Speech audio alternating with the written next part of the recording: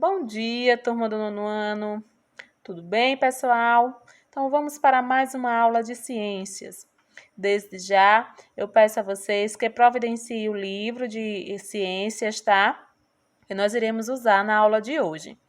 E aqueles alunos que, se porventura não têm o livro ainda, entre em contato com a Pro, certo? Mas também o material do slide, o conteúdo do slide, é muito rico, tá? Então, serve também para você realizar as atividades.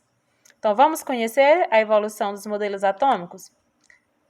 Primeiro, vamos relembrar aqui o modelo de Dalton, né? Dalton foi um cientista muito importante quando a gente fala em modelo atômico, quando a gente fala em átomo, pois foi o idealizador da teoria atômica, teoria do átomo. Ele foi um químico, melhor dizendo, né? Ele foi um químico inglês e propôs o primeiro modelo atômico científico em 1807, tá? É importante vocês memorizarem as datas também. Como era esse modelo? Ele disse que qualquer espécie de matéria é formada por átomos. Não foi isso que nós já estudamos em aulas anteriores? Então, quem propôs isso? Dalton. E o átomo era rígido, indivisível, indestrutível e tinha uma forma esférica. O que é uma forma esférica, gente? Formato arredondado, semelhante a um formato arredondado. Semelhante a uma bola de bilhar. Então, é algo maciço, indivisível e rígido. E também indestrutível. Essa é a teoria de Dalton. Depois que descobriu-se o átomo, muitos cientistas, pesquisadores se interessaram em propor um modelo e conhecer a estrutura do átomo. Aí lá, por volta de 1904, Thomson propôs um novo modelo. E ele concordou com Dalton, de que o átomo era realmente uma esfera maciça. Olha o que diferencia aí do modelo de Dalton. Ele dizia que essa esfera maciça era composta de carga positiva, estando os elétrons dispersos no seu interior. Certo? Esse era o modelo atômico proposto por Thomson. Ele dizia que o átomo era uma esfera maciça, de carga positiva, estando os elétrons dispersos no seu interior. E aí, ele dizia que se assemelhava a um pudim de passas, tá? Olha a representação aqui. Tanto que ficou conhecido popularmente esse modelo atômico de Thomson como pudim de passas. Modelo pudim de passas. Depois veio outro cientista, outro pesquisador, e propôs um novo modelo. Esse agora é Rutherford, tá? E esse modelo de Rutherford muito contribuiu para o modelo que nós temos atualmente. E aí ele foi aperfeiçoar os modelos atômicos já descobertos, já apresentados. Aí ele descobriu que a maior parte do espaço do átomo é um espaço vazio, tá? E que no interior existe uma pequena região central positiva, que aí ele chamou de núcleo. No núcleo encontra-se a maior parte da massa do átomo. Os elétrons giravam à volta do núcleo em órbitas circulares. Esse modelo que nós temos hoje, que é conhecido como modelo planetário. Por que modelo planetário? Percebam aqui, ó, as órbitas, tá? Tá vendo? E aqui no núcleo temos prótons e nêutrons, e aqui nas órbitas, nas camadas, na eletrosfera, os elétrons. Mas, porém, esse modelo parece estar bem completo para o que nós temos hoje, né? Será que é esse ainda? Ainda não. Aí o que acontece? Outro cientista pegou o modelo de Rutherford, cientista esse chamado de Niels Bohr, ele pegou esse modelo e disse, não, vou estudar, vou ver se tem algo a mais. E aí ele descobriu algo a mais. que o átomo possui um núcleo central e que os elétrons descrevem órbitas circulares em torno do núcleo. E esses elétrons só podem ocupar determinados níveis de energia. E a cada órbita corresponde um valor de energia. Observem que o que mais diferencia, ou o que vai complementar, melhor dizendo, o modelo proposto por Rutherford, são essas duas últimas características aqui. Por isso que eu digo que o modelo atual do sistema planetário é a junção do modelo de Rutherford com o modelo de Bohr.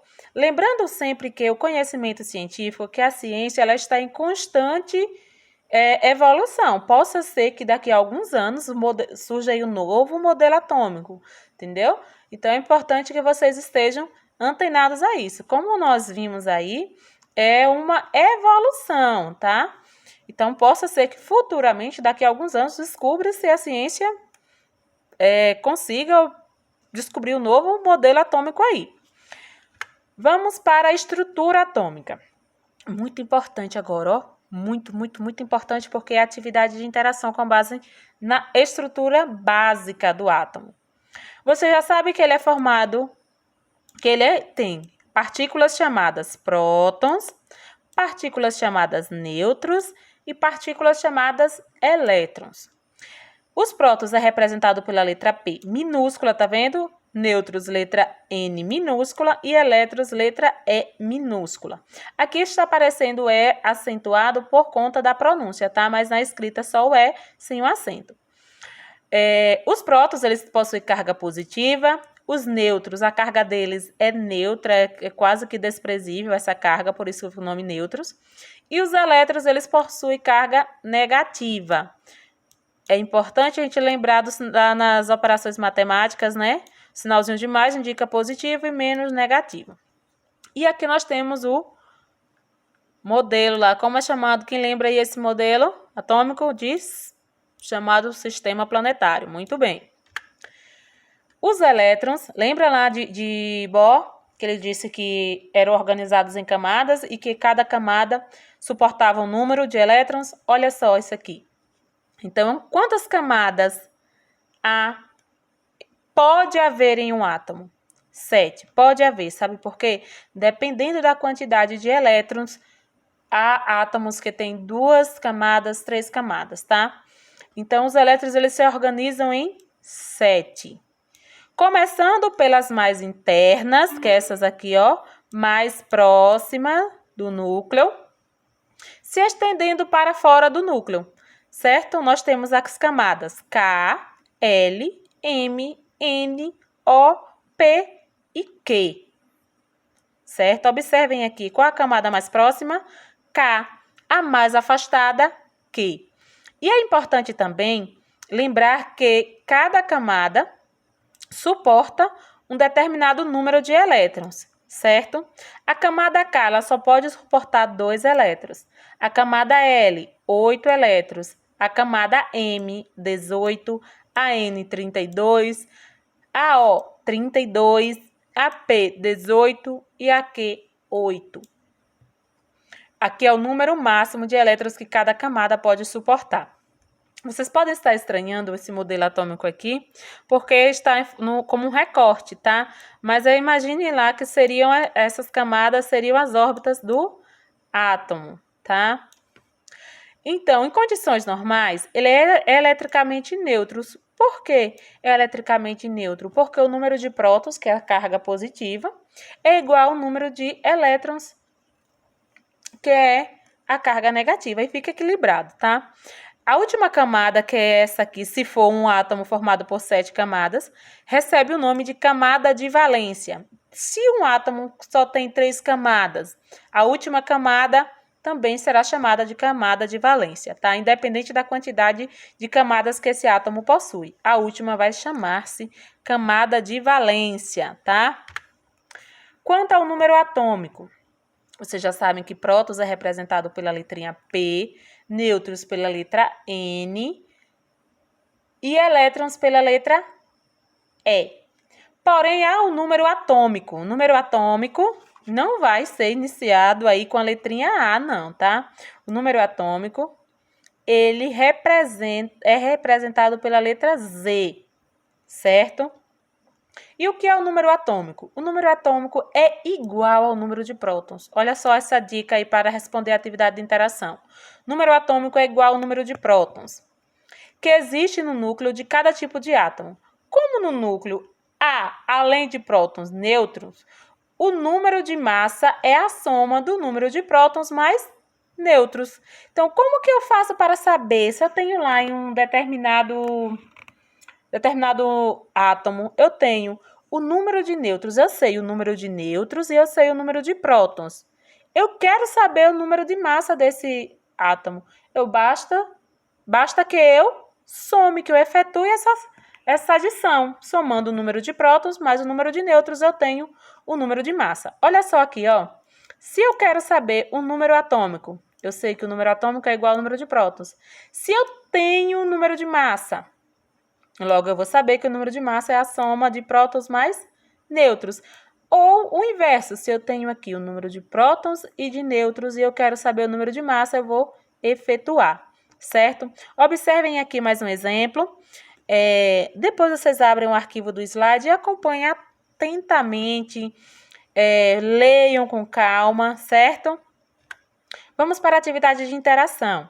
Essa atividade vocês devem enviar as respostas nos comentários. Sabe por que a prova é colocada dessa forma agora? Nós sempre temos duas atividades, uma atividade de interação e uma atividade avaliativa. Porém, eu prefiro acreditar que alguns alunos do 9º ano estão esquecendo de enviar atividade de interação, certo? Então, como é que a prova vai dar prioridade agora? Como será essa atividade de interação? Você vai responder essa atividade de interação no espaço dos comentários. É uma forma de fazer você lembrar que você precisa registrar a sua frequência. Tá bom, meu amor? Então, você vai responder lá essas 3 questões nos comentários. E lembrando que você é um aluno construtor